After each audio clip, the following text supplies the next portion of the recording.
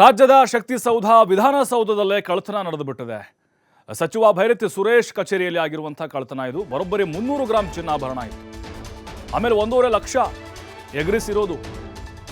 ಕೆಲಸದ ಪ್ರಯುಕ್ತ ಸಚಿವರ ಕಚೇರಿಗೆ ಬಂದಿರ್ತಾರೆ ನವೀನ್ ಅನ್ನೋರು.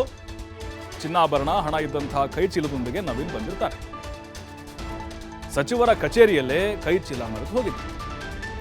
ಮರುದಿನ ಬಂದು ನೋಡಿದಾಗ ಆ ಕೈ ಚೀಲ ಇರಲಿಲ್ಲ. ಈ ಬಗ್ಗೆ ವಿಧಾನಸೌಧ ಠಾಣೆಗೆ ದೂರನ ಕೊಟ್ಟಿದ್ದಾರೆ ನವೀನ್.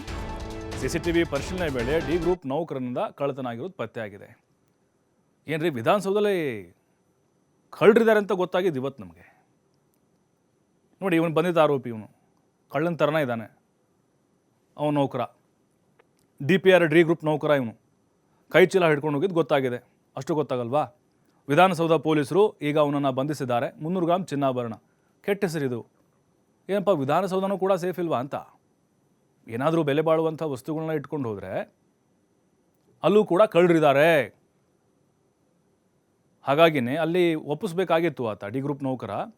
ಯಾರೋ ಬಿಟ್ಟು ಹೋಗಿದ್ದಾರೆ ಅಂಥೇಳಿ ಯಾರ ಗಮನಕ್ಕೆ ತಂದು ಅಲ್ಲಿ ಅಧಿಕಾರಿಗಳಿಗೆ, ಯಾರಿಗಾದರೂ ಸಚಿವರು, ಯಾರಾದರೂ ಆಪ್ತ ಕಾರ್ಯದರ್ಶಿಗಳಿಗೆ ಅಲ್ಲಿದ್ದೇ ಇರ್ತಾರೆ ಸಿಬ್ಬಂದಿ, ಅವ್ರ ಗಮನಕ್ಕೆ ತಂದು ಕೊಟ್ಟಿದ್ರೆ ಅವನು ಹೀರೋ ಆಗಿರ್ತಿದ್ದ.